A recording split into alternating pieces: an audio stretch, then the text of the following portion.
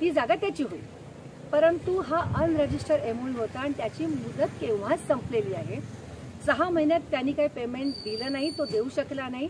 त्या 11 करोडपैकी फक्त 15% रक्कम त्यांनी आम्हाला दिली, ती पण 6 महिन्यात दिली.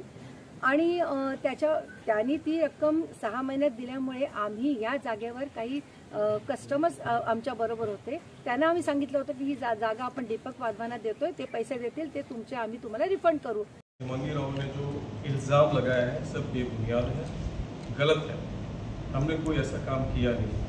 विनोद राव की कंपनी से white house resorts limited public limited company है, उनसे हमने ये लैंड खरीदी इंक्लूडिंग स्ट्रक्चर, उसके ऊपर जो बांधकाम था उसके साथ में 11 करोड़ में हमारी डील थी. ठीक है, उसमें से हम लोग ने 2 करोड़ 95 लाख 2 करोड़ 95 लाख रुपये हमको दिया है. बाकी के जो 8 करोड़ रुपये है, 8 करोड़ 5 लाख, वो हमको मेंबर्स को देने थे, विनोद राव को या विनोद राव के थ्रू देने थे, डायरेक्ट या इनडायरेक्ट. ये हमारा नक्की हुआ था. त्यांनी आमच्या या जागेवर गुंड पाठवायला सुरुवात केली, आम्हाला त्रास द्यायला सुरुवात केली, आमची हॅरॅसमेंट करायला सुरुवात केली. इथे आमची सिक्युरिटी माणसाची मुलं आहेत, जी माणसं आहेत, त्यांना त्रास द्यायला सुरुवात केली. मग आम्ही पोलीस स्टेशनमध्ये गेलो. पोलीस स्टेशनमध्ये आम्हाला अजिबात रिस्पॉन्स मिळाला नाही. ये पिछले 2 महीने से हमको हरेस करने लगे, उनके लोग आने लगे, उनका बेटा आने लगा, उनके गुंडे आने लगे, हमारे स्टाफ को हरेस किया. तो हमने पुलिस स्टेशन में जाके NC किया हुआ है 3 बार. 2 बार हमने किया, 1 बार हमारे स्टाफ ने किया. तकलीफ हमको हो रही है, पैसे हमने दिए हैं, उन्होंने हमसे पैसे लेने के बाद हमारे साथ डील कंप्लीट नहीं किया है. आता हीच गोष्ट चालू आहे. याला महेंद्र थोरवेंची साथ आहे, कारण महेंद्र थोरवेने आमच्या सिक्युरिटीवाल्यांतील एका मुलाला फोन केला आणि त्याला सांगितलं, तुम्ही ही साईट का घेतली आहे, तुम्ही कशाला तिथे सिक्युरिटी देताय, ती माझी साईट है. अरे ही काय दादागिरी है का. MLA के पास हम नहीं गए, MLA के पास विनोद राव उनकी मिसेस गई, उनकी मिसेस एक्ट्रेस है, वो रेफरेंस से गए हैं, उनको ये प्रोजेक्ट ऑफर किया होगा, आई डोंट नो. उन्होंने मुझे बुलाया कि आपके क्या है, तो उनको मैं पूरे original document, list of members, payment receipt सब दिखाई. तो हैरान हो गया, बोला आपका तो पूरा पेमेंट हो चुका है, आपका व्यवहार ही कंप्लीट है, मेंबर्स को आप पैसा दोगे, आपका खत्म हो गया. 7 बार उनके नाम पे होने से जगह उनकी नहीं होती. वो 7 बार होने के बाद वो सेल का डॉक्यूमेंट मेरे साथ कर चुके हैं, उसके सब ओरिजिनल पेपर्स मेरे पास हैं, उन्होंने पूरे पेपर्स दिए हुए हैं. हाँ. उनके परचेज के document, NA order, plan pass सब इसमें है. आप देखना चाहें पूरा एक डॉक्यूमेंट आप स्कैन कर सकते हैं. इसमें एक बात और ऐड करना चाहिए. बोलिए.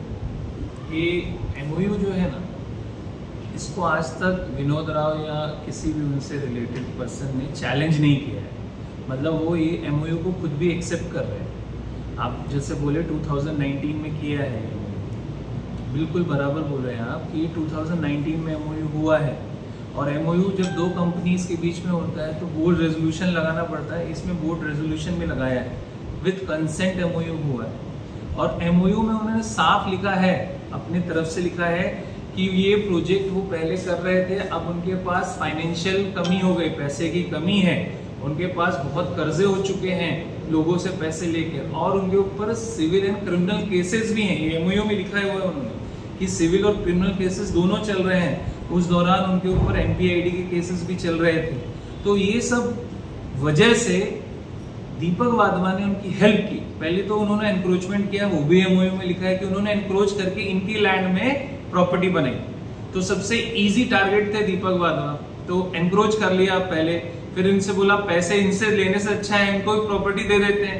हमने एनक्रोचमेंट का लैंड, इन्होंने अपना लैंड का वैल्यू मांगा तो उन्होंने बोला आप डील करो. तो डील ऐसे हुई, हमने आपके लैंड में एनक्रोचमेंट कर लिया, तो अभी क्या है, आप ही ये लैंड ले लो. और लैंड ले देंगे, साथ साथ उनके ऊपर लाइबिलिटीज थी, सिविल एंड क्रिमिनल केसेस थे. उसके अलावा आप जैसा बोल रहे हैं कि पैसे क्यों नहीं दिए, इन्होंने साफ लिखा है 5.8 में कि शेल क्लियर ऑल ड्यूज. इसका मतलब क्या होगा, shall clear all dues if any in relation to the set property. उस प्रॉपर्टी के रिलेशन में जितने भी ड्यूज होंगे वो क्लियर करें. मैं आज भी हमारे वाधवा जी कोर्ट में भी ये बोल रहे हैं कि आई एम रेडी. जब जो इंसान कोर्ट में बोलने के लिए रेडी है, एफिडेविट फाइल किया है, केस फाइल किया है, कोर्ट में बोलने के लिए रेडी है कि आई एम विलिंग टू पे all my consideration, provided he should comply with the MOU 5.8 clause 5.7 clause, जो clauses उन्होंने खुद लिखे और उन्होंने ambiguity नहीं रखा, shall लिखा है। shall मतलब समझते हैं ना, मतलब उनको करना है, may नहीं लिखा है कि करेंगे, shall।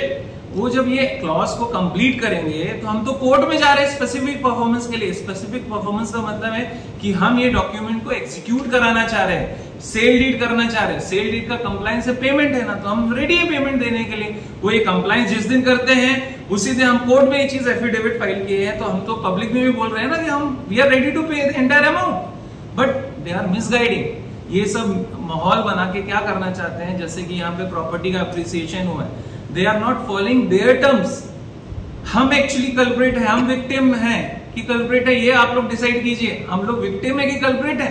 हम लोग विक्टिम है। आज पैसे किसके लगे हुए हैं प्लॉट पे, हमारे के उनके? हमारे।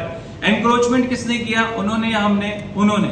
एमएलए के पास कौन गए, वो गए। हम तो रिप्लाई कर हर जगह, आज भी आप पहले हम आपको अप्रोच नहीं किए, हम सेकेंड अप्रोच किए हैं। हर जगह हम आपको सेकेंड अप्रोच कर रहे हैं, हर जगह। कोर्ट में भी हम गए हैं ताकि हमारे को न्याय मिले। पुलिस स्टेशन में वो लोग पहले गए, हम रिप्लाई फाइल करने गए। हर जगह हम सेकेंड जा रहे हैं। और सच है कि कोई भी उनको इसलिए साथ नहीं देगा क्योंकि ऊपर वाला उसकी मदद करता है, जो सच होता है। तो ये एमओयू को वो खुद फॉलो नहीं कर रहे। 2019 से लेकर 25 से 24 तक ये रिजॉर्ट भी बना है। मैंने कम से कम 7 प्रॉपर्टीज भी बेची है ये रिजॉर्ट बनाने के लिए, प्लस ये डील कंप्लीट करने के लिए। मेरे पास पैसा है, पैसे की कोई कमी नहीं है। उनके पास पैसा नहीं था तभी उन्होंने प्रोजेक्ट